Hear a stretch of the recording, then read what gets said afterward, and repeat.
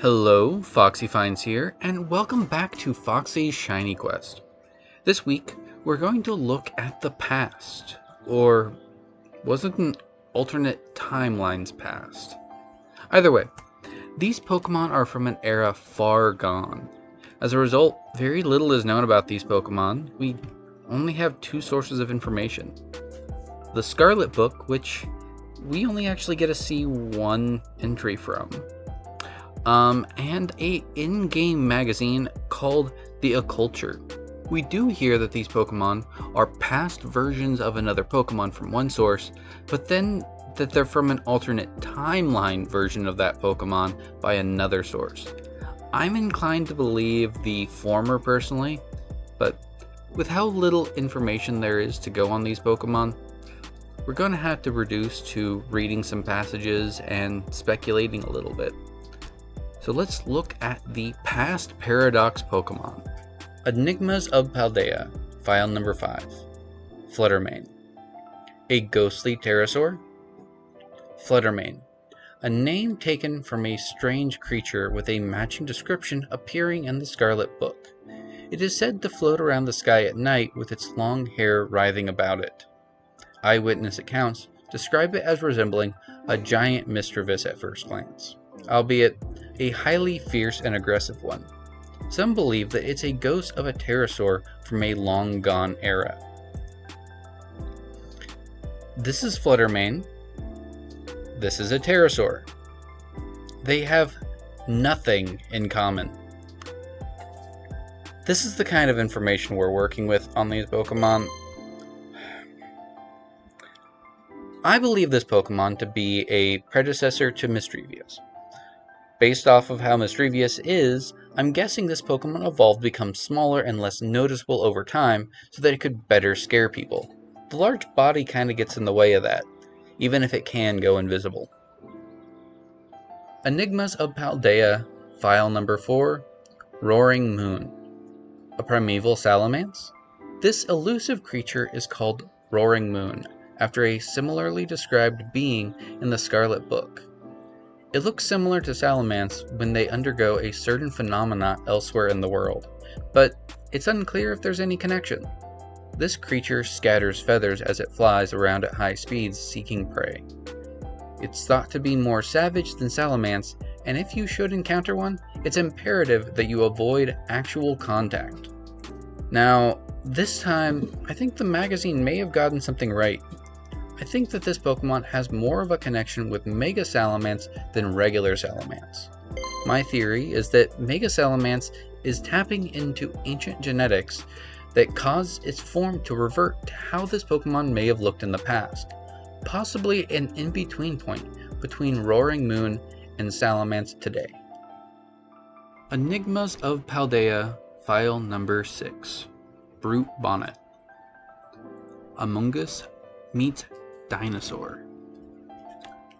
This bizarre creature is said to combine traits of dinosaurs with those of the Pokemon Amoonguss. It's named after a fierce mushroom creature of matching description that appears in the renowned Scarlet Book.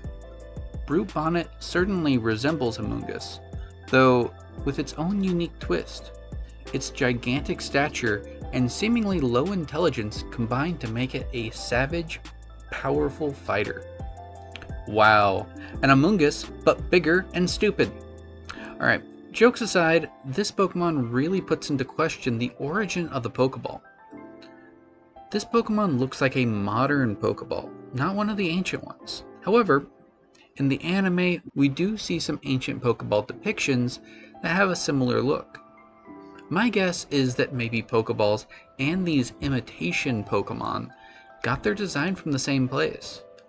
Some inspiration or something worth mimicking that was both prominent and also desirable. I'd even wager a guess that there might be some divine intervention here, but that's all speculation, not that I have anything else to go off of. Enigmas of Paldea, File Number 8. A prehistoric Volcarona?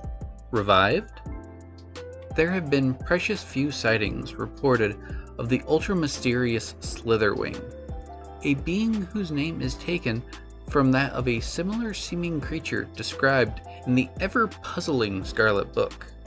Slitherwing shares traits with Volcarona, so some theorize that it may have been revived from fossils from a prehistoric era that we have discussed in these pages. However, no Volcarona fossils of that era are known to have been found. Alright, so the theory is that this is a revived fossil, but there are no fossils of Volcarona from that era. While this might be the strongest evidence of the alternate timeline theory as opposed to just Pokemon from the past, why don't we have fossil records of any of these Pokemon? On the other hand, it's noteworthy that this Pokemon doesn't just share traits with Volcarona, but also Volcarona's lower stage, Larvesta. My best guess is that this Pokemon is indeed a Volcarona from the past, during a time that it only was a single-stage Pokemon. As it evolved over time, it became a multi-stage Pokemon, allowing it to gather nutrients so that it could develop into a Pokemon that had better flight capabilities with its wings. Enigmas of Paldea, File number 10, Screaming Tail. A billion-year-old Jigglypuff? Somewhere in the Paldean forest, it said lurks Screamtail, a being with Jigglypuff's own endearing puffball appearance, but also with a ferocious aggression that leads it to attack anyone who comes near. Its primitive appearance and savage nature have prompted rumors that it could be a Jigglypuff from 1 billion years ago. It's named after a creature in the Scarlet Book that is described as having a distinctive tail and scream. So it's a bigger, aggressive Jigglypuff. Its name is based off of it having a scream and a tail. The thing is, that's not actually its tail. That's a hair floof that has been grown out. In fact, it can't be its tail because this is its tail. And you know what else? Screamtail can describe a lot of things. For example, this is a Screamtail. And this is a Screamtail. Oh, and we can't forget about this Screamtail. This is why I like to work in facts. Enigmas of Paldea, File number 7. Sandy Shocks. A magneton with a 1,000-year lifespan? Some scientists claim that this mysterious being is a magneton that has lived for 1,000 years. It has been sighted numerous times in Paldea's more arid regions, but there are no reports of it ever having been caught. It's said that Sandy Shocks is an aggressive sort, and that some people who've seen it have been attacked as well. It takes its name from a beast with a matching description in the era-defining Scarlet Book. This actually states things pretty well. This Pokemon is believed to be what a Magneton would have looked like a long time ago. But this brings up another interesting subject. These are all ancient Pokemon, but they're from different eras. These Pokemon don't seem to have existed at the same time at all. They were each brought to the present separately with a time machine that was left open and was pulling Pokemon forward in time. These Pokemon likely escaped to where they felt most comfortable, be that out in the open, or in some caves, or in a rough rocky area. But it is interesting that Screamtail was from 1 billion years ago, and Sandy Shocks is only 10,000. Quite the difference. Enigmas of Paldea, File number 9, Great Tusk, a living relic of the dinosaur era. In one of the corners of Paldea, there have been reports of a mysterious life form. It's said to resemble a Donphan at first glance, albeit one with gigantic tusks, tough scales, and an aggressive disposition. Leading theories hold that this being is nothing less than a living relic of the dinosaur era, but no one can say for sure. Apparently, it's called Great Tusk after the name of a strange being that was written about in the mysterious Scarlet Book. And from the Scarlet Book, as we descended further into Area Zero, we began to catch glimpses of mysterious Pokemon, though we wondered if these huge, ferocious beasts were indeed Pokemon at all.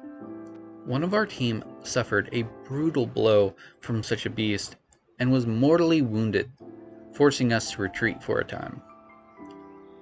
A member of our survey team captured this photograph by chance. I noticed a passing resemblance to the Pokemon known as Donphan, yet differences such as its sheer size and the shape of its back set it apart, as do its great tusks. This Pokemon is the only Past Paradox Pokémon to be found outside of Area Zero. As is mentioned, it's found in the desert area. This ancestor of Donphan can't even roll into a ball, yet it's still clearly a relative of Donphan. Despite having a second source for this Pokemon, we don't really get more information about it. But that's sort of the theme here, though. We can speculate in and out of the games, but we haven't been told very much about any of these Pokemon. We know they're all aggressive and they're all from a long time ago. They aren't from this time or this timeline. They really are quite the mystery. I'm personally just glad they weren't shiny locked. Well, I'm done focusing on the past for now. Time to look forward to things to come, like the next video. I hope you enjoyed me trying to make sense of some of these magazine articles.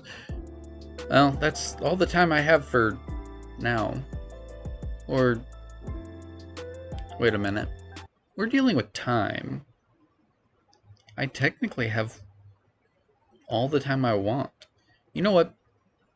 Let's make this a double feature. Why not just jump from the past straight to the future? That's right. We're doing the Future Paradox Pokémon as well. While personally, I feel like the designs of the past Pokémon were more creative, I think the speculated origins of these future Pokémon are far more captivating. Once again, relying on information from the Culture magazine, and this time from entries from the Violet book. Let's examine what these Pokemon may be. Enigmas of Paldea, File Number 5, Iron Hands. Secretly a cyborg? This being's name comes from the one given to an iron-handed entity in the mysterious Violet book. It is said to have fists that move independently of its body and to be capable of throwing large, fast-moving vehicles. A leading theory holds that Iron Hands was once an athlete that became mortally wounded, but was kept alive by being made into a cyborg. Why it so strongly resembles Hariyama, however, remains unanswered. Well, we're starting off with a $6 Million Man reference. This Pokemon's supposed to have been an athlete? I think it's safe to say that if this was made from anything, that athlete was likely a Hariyama. And if it was a person, why are there so many of them? I'm guessing this book believes there's just one of these. Enigmas of Paldea, File Number 4, Iron Valiant. An experiment gone wrong? This oddity's name is borrowed from that of an object described in the Violet book. One theory holds that it is in fact a robot, the product of a mad scientist's effort to create the most powerful psychic Pokemon of all. According to its few eyewitnesses, Iron Valiant appears similar to both Gardevoir and Gallade. It's also said to be cruel enough that it takes its brutally shining blade and cuts down anyone confronting it without hesitation. This Pokemon seems to have taken 2 helpings of ferocity and none of the guarding that its 2 origins possess. I love the idea that someone said, let's mix Gallade and Gardevoir to make something with more psychic power, and ended up with both of their secondary typings. But I think it's more likely that this is just a result of the two stages combining over time to take the stronger aspects of both. As for why it's robotic, Game Freak has a great explanation for this. Wait, what? Oh, I've been mistaken. This appears to be a case of, in the future, there are robots, and no other reasoning. Good job, Game Freak. Enigmas of Paldea, File Number 6, Iron Thorns. A Tyranitar of the distant future. A strange being called Iron Thorns has been sighted in a certain cavern in Paldea. This being bears a strong resemblance to Tyranitar, but it apparently displays great cool-headedness and prefers to avoid unnecessary fights. It appears to be highly intelligent and clad in metallic armor, causing some to speculate that it may be a Tyranitar, as it would appear a billion years from now. Its name comes from a similarly described entity that appears in the Violet Book. We have Mecha Tyranitar. This is a reference to both Mecha Godzilla and that of MT and its shiny appearance like MT2 from Black 2 and White 2's Pokestar Studios movies. I love the idea that out of all the Pokemon, it's Tyranitar that in the future version of just doesn't want to fight. If you sought shelter in the rain and ended up stuck in a cave with this thing, you'd probably be fine. My guess would be that in universe, MT and MT2 may have influenced the direction of Tyranitar's evolution into Iron Thorns, where its attitude change was an unintended result of selected breeding. Enigmas of Paldea, File Number 8, Iron Moth. A UFO sent to spy on humankind? The name Iron Moth was borrowed from that of a flying object described in the era-defining Violet Book. It was said to resemble Volcarona and would descend from the skies, following people around and occasionally even attacking them. Some point to Iron Moth's aggression as a sign that it is, in fact, a UFO of sorts being controlled by alien life.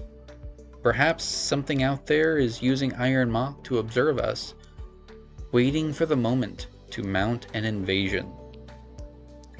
Alright, so aggression toward people is a sign that a Pokemon is controlled by aliens. That makes sense.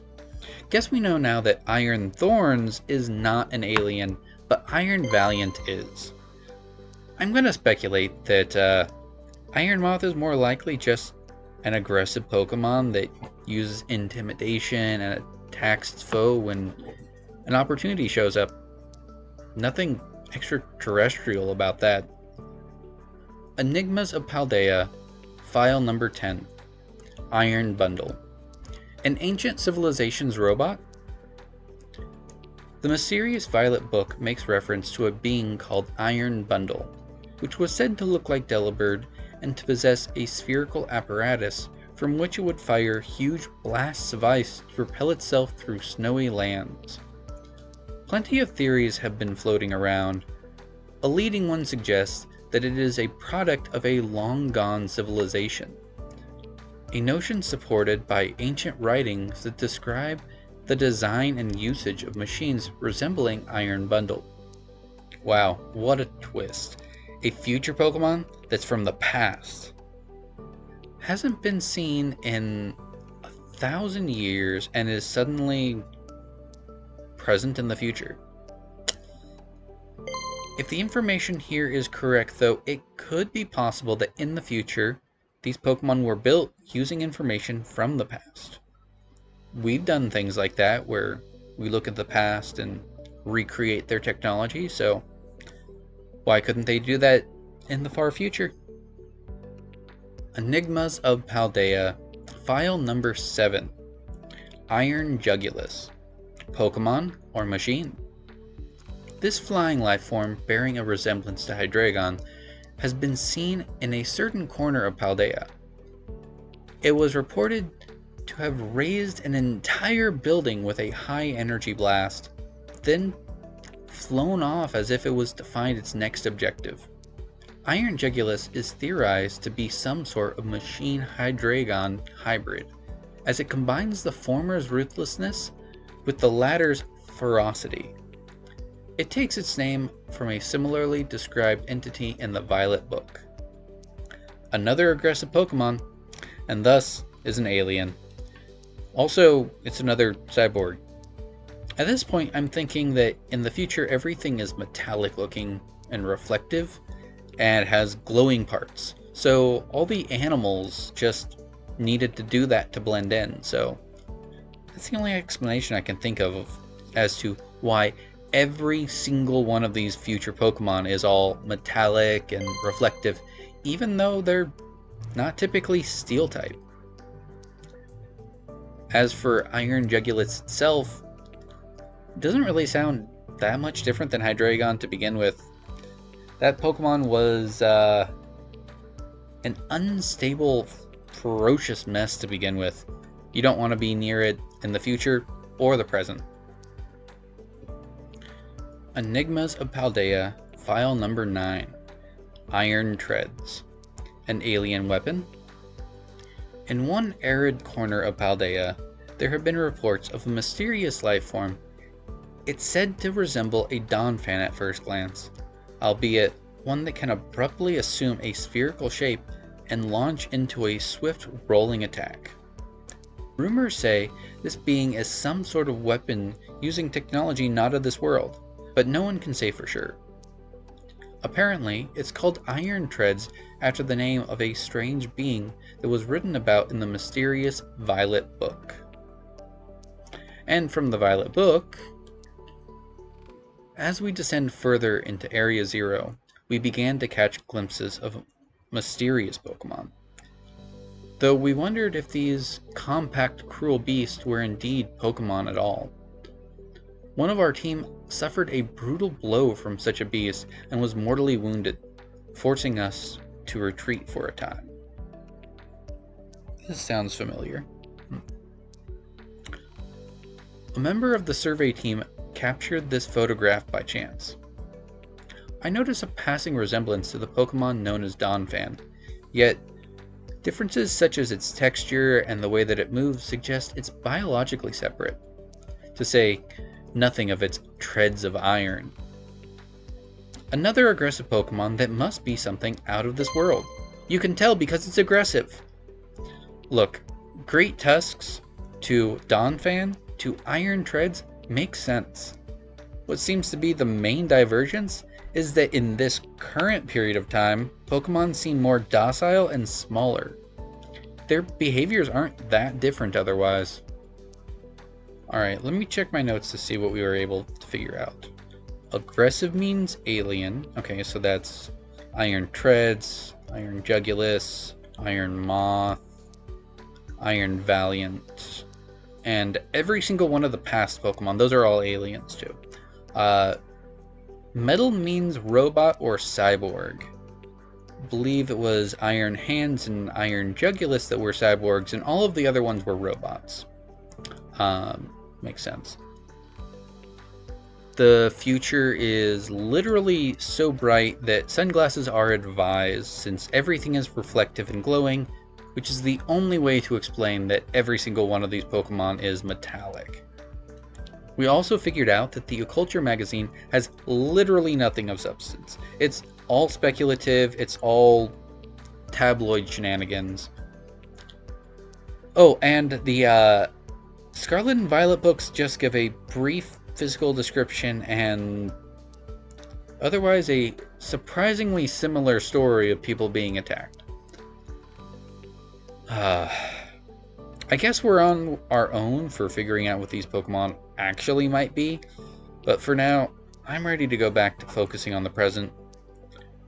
I'm going to sleep off all this time travel and conspiracy nonsense. Goodbye. Oh, and as always, happy hunting.